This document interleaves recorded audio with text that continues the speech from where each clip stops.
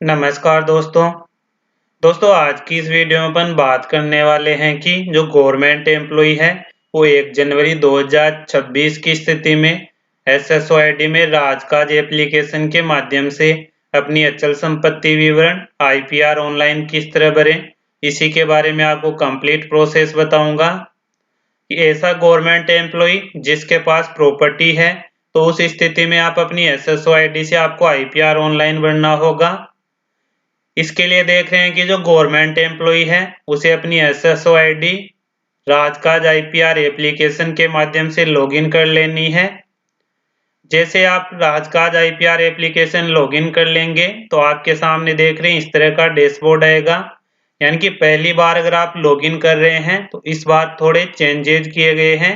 जैसे ही लॉगिन करेंगे तो लॉगिन करने के बाद आपको पर्सनल इंफॉर्मेशन और सर्विस डिटेल अपडेट करनी होगी। जैसे आप पर्सनल डिटेल और सर्विस डिटेल अपडेट कर देंगे उसके बाद आप राजकाज से आईपीआर आसानी से भर पाएंगे। तो यहाँ पे देख रहे हैं कि आपको ये अपनी पर्सनल डिटेल और सर्विस डिटेल अपडेट करनी होगी। बहुत से साथियों के सर्विस डिटेल में कुछ साथियों के पदनाम नहीं आ रहा है, कुछ साथियों के पदनाम आ रहा है तो उनके विभाग का नाम नहीं आ रहा, कुछ साथियों के जो करंट पोस्टिंग प्लेस है, पोस्टिंग ऑफिस है, उसका नाम नहीं आ रहा है। तो कंप्लीट प्रोसेस आपको बताऊंगा यहाँ पे।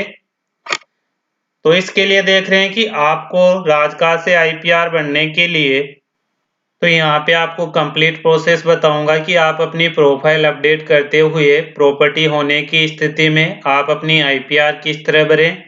तो सबसे पहले देख रहे हैं आपको यहाँ पे पर्सनल डिटेल दिखाई देगी, साथ ही मैंने पर्सनल इंफॉर्मेशन और सर्विस डिटेल से संबंधित कंप्लीट एक अलग से वीडियो बना रखा है जिसमें मैंने कंप्लीट प्रोसेस बता रखी है कि अगर आपके विभाग का नाम नहीं आ रहा है, साथ ही आपकी पोस्ट नहीं आ रही है और साथ ही आपका करंट पोस्टिंग प्लेस यानी कि आप कहाँ पर कार्यरत हैं, आपके ऑफिस का नाम नहीं आ रहा है, तो उसके लिए मैंने अलग से वीडियो बना रखा है। उस वीडियो की सहायता से आप अपनी प्रोफाइल अपडेट कर सकते हैं। तो यहाँ पे देख रहे हैं कि पर्सनल इंफॉर्मेशन में कर्मचारी की पर्सनल डिटेल दिखाई देगी जिनमें कर्मचारी किसी तरह का कोई चेंजेस यहाँ से नहीं कर पाएगा क्योंकि यह डिटेल है एसएसओआईडी और एसआईपीएफ पोर्टल से ऑटोमेटिक बाय डिफॉल्ट फेच होके आएगी। तो यह आपको चेक करना है। इसके बाद आप नेक्स्ट पे क्लिक करेंगे। नेक्स्ट पे क्लिक करने के बाद देख रहे हैं यहाँ पे आपको ज्वाइनिंग टाइप मिलेगी, आपकी यहाँ पे पोस्ट मिलेगी। अगर आपके यहाँ पे पोस्ट नहीं आ रही है तो यहाँ से आपको अपना डिपार्टमेंट चेंज करते हुए अपनी पोस्ट सेलेक्ट करनी है। उसके बाद देख रहे हैं यहाँ पे बहुत से साथियों के करंट पोस्टिंग प्लेस है ये नहीं आ रहा है। तो इसके लिए आपको देख रहे हैं ये पेंसिल वाला जो आप यहाँ पे लेंस वाला बटन देख रहे हैं, इस पे क्लिक करके आप अपना विभाग सर्च करेंगे और आपका ऑफिस सर्च करेंगे। आपको बस सही सही अपने ऑफिस का नेम अल्फाबेट के अकॉर्डिंग डालना है तो आपका ऑफिस यहाँ पे मिल जाएगा।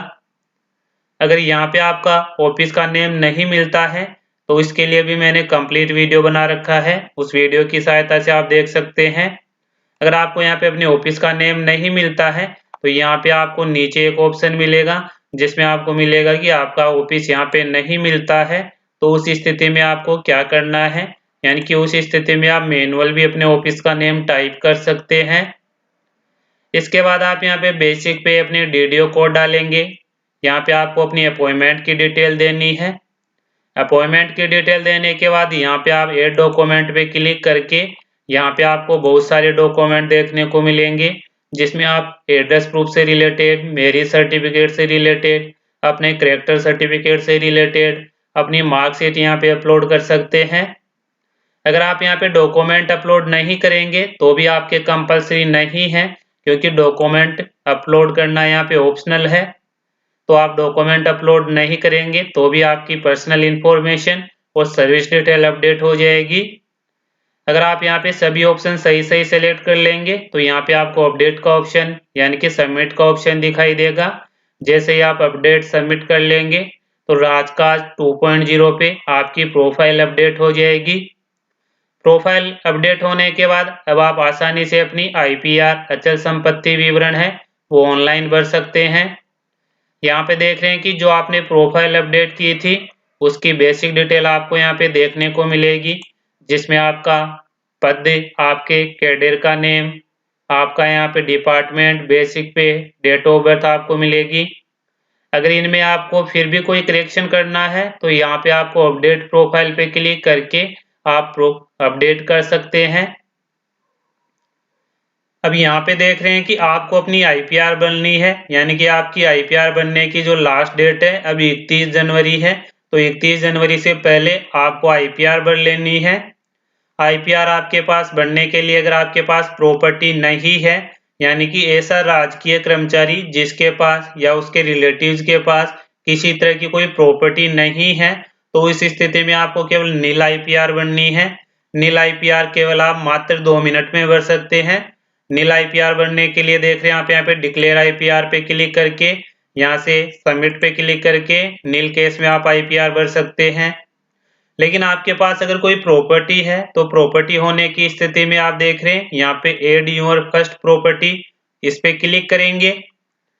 जैसे आप यहाँ पे एड योर फर्स्ट प्रॉपर्टी पे क्लिक करते हैं तो यहीं पे अपन को अपनी प्रॉपर्टी ऐड करनी है, यानी कि अपन को अपनी प्रॉपर्टी की डिटेल देनी है कि अपने पास कौन सी प्रॉपर्टी है, कहाँ पे स्थित है, आपने प्रॉपर्टी किससे ली और कब ली, और साथ ही आपकी प्रॉपर्टी की प्रेजेंट वैल्यू क्या है। अगर उससे इनकम हो रही है तो वो कंप्लीट डिटेल आपको यहाँ पे देनी है। तो यहाँ पे आप देख रहे हैं आपको यहाँ पे प्रॉपर्टी का टाइप सेलेक्ट करना है कि आपकी प्रॉपर्टी एग्रीकल्चर है, कॉमर्शियल है या रेजिडेंशियल है या इंडस्ट्रियल है। यहाँ से आप सेलेक्ट करेंगे कि आपकी प्रॉपर्टी का टाइप क्या है। प्रॉपर्टी का टाइप सेलेक्ट करने के बाद यहाँ से आपको सब टाइप सेलेक्ट करना है कि जो आपने यहाँ पे प्रॉपर्टी का टाइप सेलेक्ट किया है उसका सब टाइप क्या है। आपके पास प्लॉट है, फ्लैट है या विला है या आपके पास खाली भूमि है, वो आप यहाँ से सेलेक्ट करेंगे। सेलेक्ट करने के बाद यहाँ पे आपको मिलेगा प्रॉपर्टी एड्रेस, यानी कि आपकी प्रॉपर्टी कहाँ पे स्थित है वो आप यहाँ से सेलेक्ट करेंगे। अगर ग्रामीण एरिया में है तो रूरल सेलेक्ट करेंगे, शहरी एरिया में है तो अर्बन सेलेक्ट करेंगे। यहाँ पे आपको अपनी प्रॉपर्टी का एड्रेस लिखना है कि आपकी प्रॉपर्टी कहाँ पे स्थित है, यानी कि गली मोहल्ला का नाम आपको यहाँ पे डालना है। अगर एड्रेस लाइन 2 में है, लोकेलिटी है, लैंडमार्क है तो वो भी आप यहाँ पे डाल सकते हैं। उसके बाद आपको मिलेगा पिन कोड, यहाँ पे आपको अपनी प्रॉपर्टी के पिन कोड डालने हैं कि आपकी प्रॉपर्टी का पिन कोड क्या है। इसके बाद आपको यहाँ पे कंट्री मिलेगी, यानी कि आप यहाँ से कंट्री सेलेक्ट करेंगे कि आपकी प्रॉपर्टी कौन सी कंट्री में है। कंट्री सेलेक्ट करने के बाद यहाँ से आप स्टेट सेलेक्ट करेंगे। स्टेट सेलेक्ट करने के बाद यहाँ पे आपको डिस्ट्रिक्ट मिलेगा कि आपकी प्रॉपर्टी कौन से डिस्ट्रिक्ट में है, वो डिस्ट्रिक्ट आप यहाँ से सेलेक्ट कर लेंगे। डिस्ट्रिक्ट सेलेक्ट करने के बाद यहाँ से आप सिटी सेलेक्ट करेंगे, यानी कि आपने जो यहाँ पे डिस्ट्रिक्ट सेलेक्ट किया है उसके अनुसार आपको यहाँ पे सिटी सेलेक्ट करनी होगी। इसके बाद देख रहे हैं यहाँ पे आपको अपनी प्रॉपर्टी का डीगी पिन अगर आपके पास है तो आप यहाँ पे डाल देंगे। इसी तरह लेटीट्यूड लॉन्गिट्यूड आपके पास है तो वो डाल देंगे। अगर आपके पास नहीं है तो ये डालना आपके कंपलसरी नहीं है, क्योंकि यहाँ पे जो आपको स्टार मार्क दिखाई दे रहे हैं ये आपको डालना कंपलसरी है। तो उसके बाद देख रहे हैं यहाँ पे आपको मिलेगा कि प्रॉपर्टी है, आपने प्रॉपर्टी कहाँ पे स्थित है वो डिटेल तो दे दी, लेकिन इसके बाद आपकी जो प्रॉपर्टी है वो किसके नाम है। अगर गवर्नमेंट एम्प्लॉय जो कर्मचारी खुद के नाम है तो आप यहाँ पे सेल पे क्लिक करेंगे। अगर आपकी प्रॉपर्टी आपके किसी डिपेंडेंट के नाम है, यानी कि जैसे कि आपकी प्रॉपर्टी ब्रदर के नाम, कजिन के नाम, डॉटर, फादर, मदर के नाम है तो आप यहाँ से सेलेक्ट करेंगे। जैसे ही सेलेक्ट करेंगे तो यहाँ पे आपको नेम डालना होगा कि किसके नाम है, उसके आपको कॉन्टेक्ट नंबर डालने होंगे कि प्रॉपर्टी के जिसके नाम है उसके आप कॉन्टेक्ट नंबर डालेंगे। इसके साथ ही देख रहे हैं यहाँ पे आपको अटैच फाइल का ऑप्शन मिलेगा, जिसमें आप अपनी प्रॉपर्टी के डॉक्यूमेंट यहाँ पे अपलोड कर सकते हैं, जिसकी मैक्सिमम साइज यहाँ पे 5 MB रखी गई है। 5 MB से ज्यादा के आप डॉक्यूमेंट यहाँ पे अपलोड नहीं कर पाएंगे। डॉक्यूमेंट अपलोड करने के लिए आप अटैच फाइल पे क्लिक करके यहाँ पे डॉक्यूमेंट अपलोड कर देंगे। अब यहाँ पे देख रहे हैं कि जिसके नाम प्रॉपर्टी है उसकी डिटेल देने के बाद आप यहाँ पे एड टू लिस्ट पे क्लिक करेंगे। जैसे एड टू लिस्ट पे क्लिक करते हैं तो जिसके नाम प्रॉपर्टी है उसकी डिटेल आपको यहाँ पे दिखाई देगी। अब जैसे आप नीचे जाएंगे तो यहाँ पे आपको प्रॉपर्टी की फाइनेंशियल डिटेल दिखाई देगी। यहाँ पे आपको सेलेक्ट करना है कि जो आपकी प्रॉपर्टी है वो आपने खरीदी है, आपकी पैतृक संपत्ति है, आपको किसी ने गिफ्ट में दी है, वो आप यहाँ से सेलेक्ट करेंगे।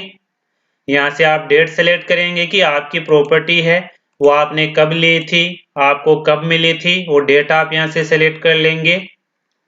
डेट सेलेक्ट करने के बाद यहाँ पे आपको परचेज डिटेल डालनी है कि आपने प्रॉपर्टी कितने में खरीदी थी। अगर लोन से खरीदी थी तो लोन वाले कॉलम में आप अमाउंट डालेंगे। अगर आपने सेविंग से खरीदी थी तो सेविंग वाले अमाउंट में आप यहाँ पे देख रहे हैं कॉलम में अमाउंट डालेंगे। इसके बाद देख रहे हैं नीचे मिलेगा कि अन्य किसी सोर्स से आपने फैमिली फ्रेंड से लेके खरीदी थी तो वो उसके अनुसार आपको अमाउंट डालनी है। जैसे अमाउंट डालेंगे तो यहाँ पे टोटल अमाउंट आपके ऑटोमेटिक कैलकुलेट होके आ जाएगा। अगर आप देख रहे हैं कुछ प्रॉपर्टी के अमाउंट सेविंग से है, कुछ लोन से है, तो उस अनुसार भी आप यहाँ पे डाल सकते हैं, क्योंकि उसके अनुसार आपका अमाउंट कैलकुलेट होके टोटल अमाउंट में आ जाएगा। अब नीचे जाएंगे तो यहाँ पे देख रहे हैं टोटल परचेज वैल्यू आपको मिलेगी। अब नीचे आपको मिलेगा कि जो आपने प्रॉपर्टी ली है वो किससे ली है, उसका अब आपको नाम देना है, यानी कि किससे एक्वायर्ड की है या किससे ली है, उसका आपको यहाँ पे डिटेल डालनी है। यहाँ पे आप डिटेल डालेंगे, उसका नेम डालेंगे, जिनसे आपने प्रॉपर्टी खरीदी है उनके आप कॉन्टेक्ट नंबर डालेंगे।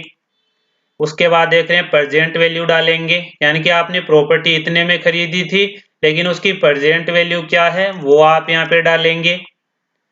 प्रेजेंट वैल्यू डालने के बाद देख रहे हैं यहाँ पे आपको मिलेगा एनुअल इनकम फ्रॉम प्रॉपर्टी। अगर आपके प्रॉपर्टी से कोई आपको एनुअल इनकम हो रही है तो वो आप यहाँ पे डालेंगे। अगर इनकम नहीं हो रही है तो आप यहाँ पे अमाउंट डालने की आपको आवश्यकता नहीं है। अब आप यहाँ पे देख रहे हैं कि मैंने मेरी यहाँ पे प्रॉपर्टी की सभी डिटेल दे दी है। मेरी प्रॉपर्टी का टाइप क्या है, प्रॉपर्टी कहाँ पे स्थित है और किसके नाम है, और साथ ही प्रॉपर्टी की प्रेजेंट वैल्यू क्या है, और प्रॉपर्टी से मेरे को कोई इनकम हो रही है तो वो डिटेल मैंने यहाँ पे दे दी है।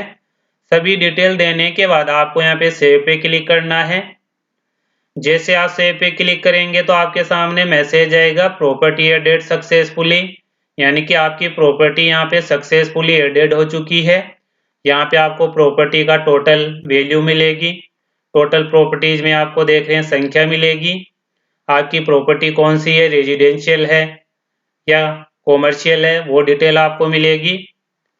अब यहाँ पे देख रहे हैं आपको यहाँ पे प्रॉपर्टी की डिटेल दिखाई देगी, जो अपन ने प्रॉपर्टी ऐड की है उसकी डिटेल आपको देखने को मिलेगी।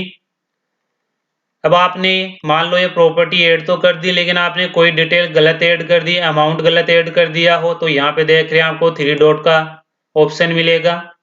इस पे क्लिक करके आप इसे अपडेट भी कर सकते हैं फिर से, या डिलीट करना चाहते हैं तो डिलीट भी कर सकते हैं। इसके साथ ही अगर आपके पास एक से अधिक प्रॉपर्टी है, एक प्रॉपर्टी तो मैंने ऐड कर दी, एक प्रॉपर्टी और मेरे को ऐड करनी है, तो उस केस में देख रहे हैं आपको यहाँ पे ऐड प्रॉपर्टी का ऑप्शन मिलेगा। फिर से आप यहाँ पे ऐड प्रॉपर्टी पे क्लिक करके नई प्रॉपर्टी ऐड कर सकते हैं, यानी कि एक से अधिक अगर आपको प्रॉपर्टी ऐड करनी है तो ऐड प्रॉपर्टी पे क्लिक करके आप ऐड कर सकते हैं।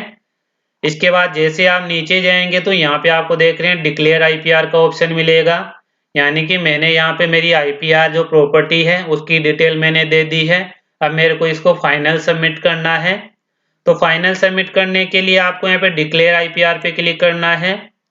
जैसे आप यहाँ पे डिक्लेयर आईपीआर पे क्लिक करते हैं तो यहाँ पे देख रहे हैं टोटल प्रॉपर्टी की वैल्यू मिलेगी, टोटल प्रॉपर्टीज मिलेगी, आपने कितने में प्रॉपर्टी खरीदी थी वो अमाउंट मिलेगा, प्रेजेंट वैल्यू कितना है वो मिलेगा, टोटल इनकम मिलेगी कि आपको एनुअल इनकम कितनी हो रही है, अगर आपने डाली थी तो वो मिलेगी, अगर आपने टोटल इनकम नहीं हो रही है तो आपके यहाँ पे 0 अमाउंट आएगा। हम नीचे देख रहे हैं प्रॉपर्टी की आपको समरी मिलेगी कि प्रॉपर्टी आपकी कहाँ पे स्थित है, कब आपने खरीदी थी, किसके नाम है, प्रॉपर्टी का मोड क्या है वो डिटेल मिलेगी।